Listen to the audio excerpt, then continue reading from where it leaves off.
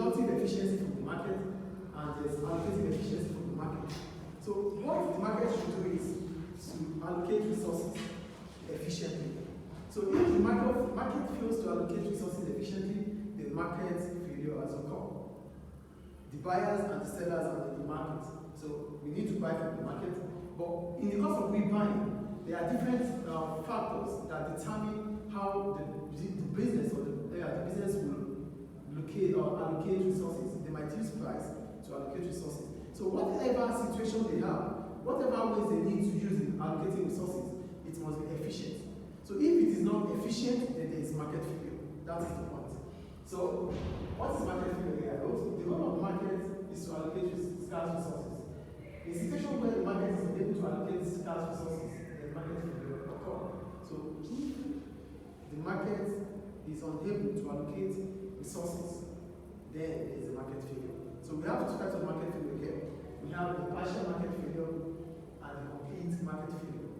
Why do we call it partial market failure? We call it partial market failure because at this point in time, the market is providing too much product or too little or too few products. Here we have so much in the market, which means there's misallocation. Do you get the point here? Market failure is as a result of misallocation of resources. Misallocation could be having too much product in the market or too less product in the market. Do we understand misallocation here? So if this occurs, we call it market failure. Then the second one is the complete market failure. When we talk about complete market failure, here the market forces failed to produce such products. That's why I said this occurs where there is no production of a good or service. The complete market failure occurs when the market forces fail to supply or produce a certain product. That is the complete market failure. You get the difference here. Partial, too much or too few. Complete, none was produced, none were produced. Is it clear? Is it clear? Yes. So what are the causes of market failure? The first one, externalities. When we talk about externalities, we're talking about the difference between the prices that market is selling and the profit made in the market. So most of the time, the profit and the prices in the market are not a true reflection of the economic activities. The prices and profits made in the market are not what a true reflection of the economic activities. So if they are not a true reflection of the economic activities, the difference between them is called externalities. So the businesses in the market are selling at a higher price, but the activities in the market does not require them to sell at such price. Because they are selling at a price that does not reflect on what they buy, then there is a market failure. Do you get the point here? The prices at which they are selling is more than what they are supposed to sell. They are selling to make huge profits, telling us that, oh, this is what we bought it in the market for. So they are making huge profits that does not reflect on the economic activities. That is the market failure. That's externalities. The second one. How is it the market failure if they make a huge profit? So don't you know that market failure is when we said they are unable to allocate resources to we? Are we not the consumers? Yes. So they are making huge profits from us. It's a market failure. Under the second one, under provision of public goods. Public goods are goods that the government will provide. So they are non-diverse and non-excludable. So these are goods that your consumption does not stop my own consumption. Listen, public goods are goods that your consumption doesn't stop my consumption. They are non-diverse and non-excludable. So anybody could consume them. So most of the time, because there's always a free rider problem, public goods are not left in the hands of the free market. Because the free market, they cannot provide goods that will not have any incentive of making profit. The free market wants to maximize profit. They want to make profit. So they don't have any goods that they will provide without people paying for them. They don't have any goods that they will produce without people paying for it. So if you leave the public goods like the street lights, like the road, provision for road construction, you leave it in the hands of the free market, it will be what? Under-provided.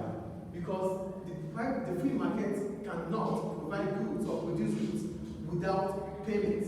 They want incentive to produce. So if there's under-provision of public goods in an economy, it is what a free market, it is a market failure. Do you get the point? Yes. If public goods are underprovided in the country, in an economy, it's a market failure.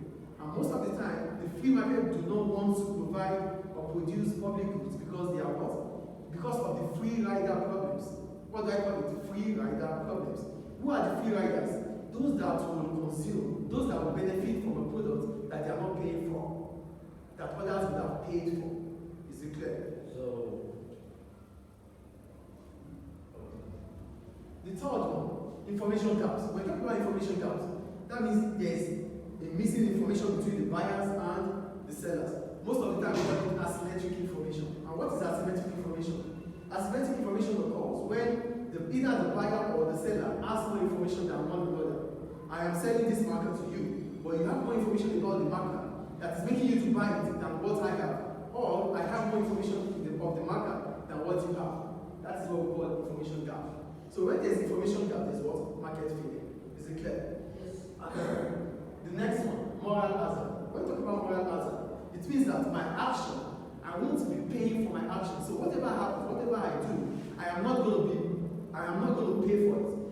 I believe that others will pay for it.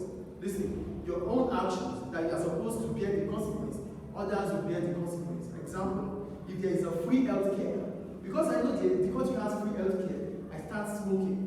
Like when I get sick, the country will take care of it.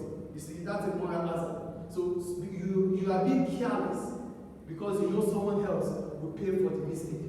Is it clear? Yes. The last one, speculation and market bubbles. When we talk about speculation means I am buying or selling because of the future price that if it occurs, I'm going to make profit.